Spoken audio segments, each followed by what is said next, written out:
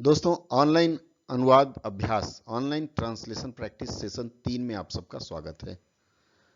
आज का यह सत्र विशेष रूप से उन लोगों को देखते हुए मैंने किया है जो लोग एसएससी जूनियर हिंदी ट्रांसलेटर के पेपर 2 की परीक्षा देने जा रहे हैं। पेपर 2 की परीक्षा अर्थात अनुवाद के पैसेज की जो परीक्षा देंगे उनके लिए विशेष रूप से मैंने यह तैयार किया है, यह सत्र तैयार किया है। तो जो भी जा रहे हैं आज परीक्षा देने उनसे निवेदन करूंगा कि यह सत्र बड़े ध्यान से देखें, उनके बड़े काम की है। सबसे बड़ी बात यह है कि हम ये जो सत्र कर रहे हैं, मैंने आपको पहले ही बताया है कि हम 10 सत्र करेंगे और उन 10 सत्र को बिल्कुल निःशुल्क करेंगे, अर्थात सवेरे एक पैसेज आपको भेजा जाएगा, उसकी विवेचना शाम को अथवा अगले दिन सुबह मिलेगी। आज भी इस वीडियो के लिंक के साथ में मैं अंत में एक पैसेज दूंगा जिसको आपको अनुवाद करके भेजना होगा। जो लोग लोकसभा अनुवादक की तैयारी कर रहे हैं या किसी इसी प्रकार की अन्य परीक्षा की तैयारी कर रहे हैं या फिर भविष्य में अनुवादक की परीक्षा देना चाहते हैं, उनके लिए यह काफी हितकर और लाभकारी होगा। आइए फिर अधिक समय न लेते हुए हम आगे बढ़ते हैं। देखिए, जो पैसेज मैंने आपको यहां दिया है अनुवाद के लिए, to get government employees to avoid using social media or platform that might not be considered secure for exchanging official information, India has begun to experiment with a locally developed version of WhatsApp. While its use is restricted to government officials for now, experts hope to deploy this new app on a large scale in the future. The messaging app has the look and feel of WhatsApp and is not to be confused with apps available on Google Play with similar sounding names such as संदेश। ये आपका पूरा विवरण है जिसका आपको अनुवाद करना है। मान लीजिए इस तरह का कोई विवरण आपको परीक्षा में आ गया तो आप क्या करेंगे।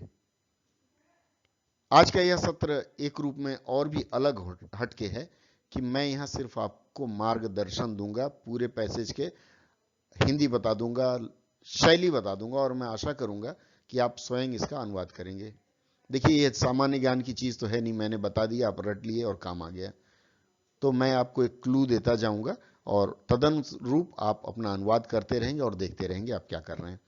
चलिए, तो मैंने पहली पंक्ति यहां काट ली है, टू गेट गवर्नमेंट एम्प्लॉइज। अलग अलग रंगों में मैंने डाला है। मैंने आपको बताया है बड़े वाक्यों को छोटे छोटे टुकड़ों में बांट करके अनुवाद करते हैं, तो मैंने इसको छोटे छोटे टुकड़े में बांटा है। कहां से बांटा है? जहां प्रीपोजिशन लगा है वहां से बांटा है, या फिर वैसे और आसान तरीका मैंने बताया था, जहां आपका सांस फूलने लगे वो समझिए, वहां से उस वाक्य को छोटा कर लेंगे। पहला अंश मैंने नीले रंग में किया है, उसके बाद का अंश मैंने लाल में किया है, दैट से पहले का। उसके बाद का अंश मैंने फिर लाल में किया है और उसके बाद मैंने नीले में किया है और इस तरह से चलता गया है। तो पहला वाक्य जो है उसका हम अनुवाद अब देखते हैं कैसे करेंगे। देखिए, for exchanging official information, for का मतलब आप समझते हैं के लिए होता है। एक्सचेंज का मतलब होता है बदलना, आप देते हैं और वो लेते हैं। इसका मतलब ये हो गया यहां आदान प्रदान। देखिए, मैंने नीचे लिखा है आदान प्रदान एक सटीक शब्द है। ऑफिशियल के लिए सरकारी, क्योंकि सरकारी कार्यालय में है, या फिर आप इसके लिए कार्यालय का प्रयोग कर सकते हैं।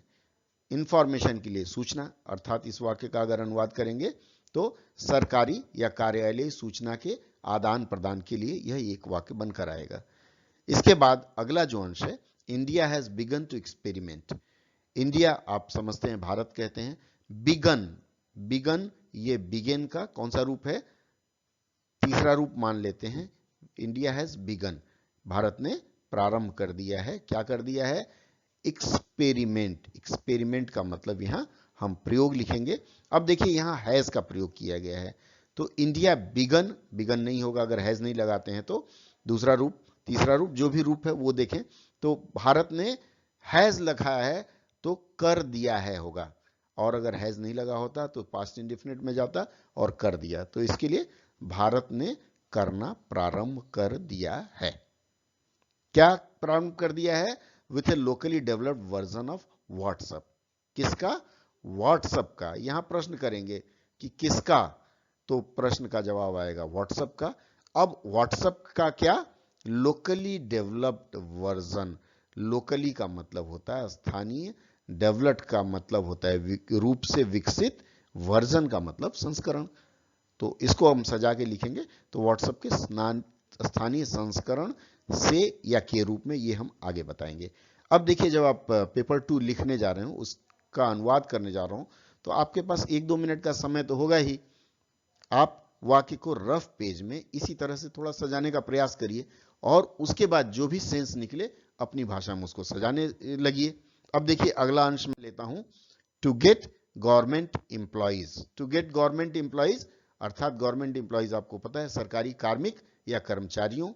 टू गेट छोड़ते हैं, अभी खाली टू लेते हैं, सरकारी कार्मिकों को। गेट का मतलब यहां लाना होता है, लेकिन हम देखते हैं कि ये लाना यहां चलता है कि नहीं चलता। अगर नहीं चला तो हम छोड़ देंगे, क्योंकि अनुवाद में कुछ शब्द छोड़ते हैं और कुछ पकड़ के रखते हैं।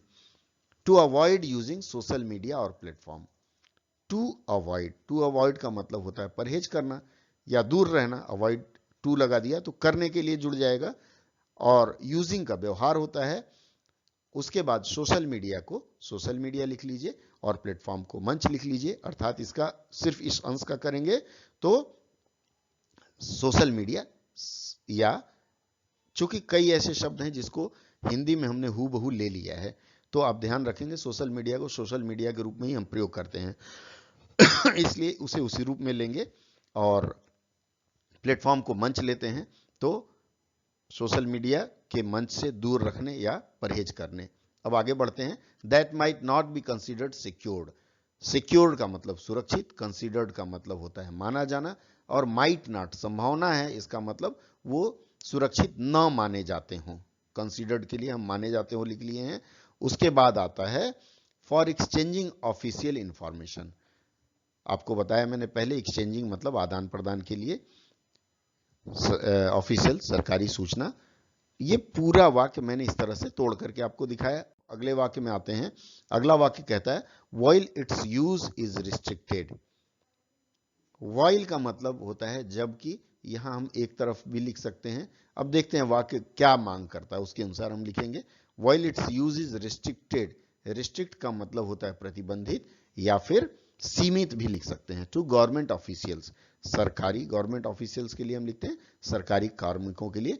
फॉर नाउ या एज ऑफ नाउ, ये जो दो चीजें हैं एक समान है। फॉर नाउ मतलब फिलहाल। तो व्हाइल को मैंने यहां जबकि लिख दिया है, आप देखिएगा आगे संदर्भ क्या कहेगा। फिलहाल इसका प्रयोग सरकारी कार्मिकों तक सीमित है या सरकारी कार्मिकों के लिए प्रतिबंधित। चूंकि प्रतिबंधित नहीं इसलिए उचित यहां लग रहा है क्योंकि प्रतिबंधित का मतलब है कि उनके लिए भी बहुत कम लोगों के लिए होगा ये, जबकि यह कहा गया कि सरकारी कर्मचारी ही इसका प्रयोग करेंगे।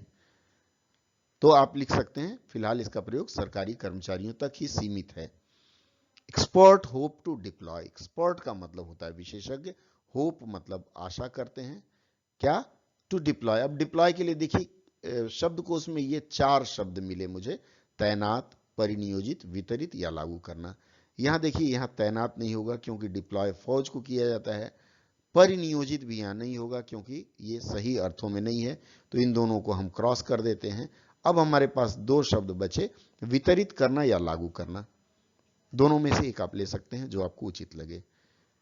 इसका हो जाएगा। अब हम अगले वाक्य को देख लेते हैं। This new app on a large scale in the future. In the future मतलब भविष्य में। मैंने आपको बताया कि सामान्य अनुवाद में समय को हम आगे ले लेते हैं, तो आप भविष्य में आगे ले लें, या फिर मैंने एक जगह और बताया कि बीच में भी ले सकते हैं, जैसा उचित लगे। यहां बीच में ठीक है, चूंकि सब्जेक्ट कौन है, विशेषज्ञ है। एक्सपर्ट होप, विशेषज्ञ इस नए ऐप को भविष्य में बड़े पैमाने पर लागू करना चाहते हैं, या फिर आप लिख सकते हैं लागू करवाने के, विशेषज्ञ इस नए ऐप को भविष्य में बड़े पैमाने पर लागू करवाने के प्रति आशान्वित हैं। इस तरह से इस वाक्य का अनुवाद आपका पूरा हो जाएगा।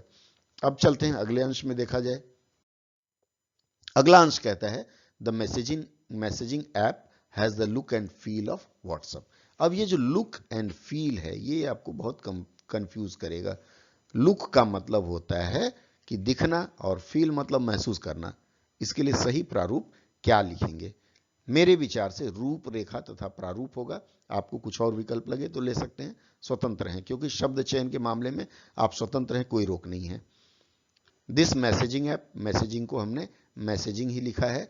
संदेश ऐप उतना अच्छा नहीं लगता क्योंकि संदेश ऐप किसी ऐप का नाम हो जाता है।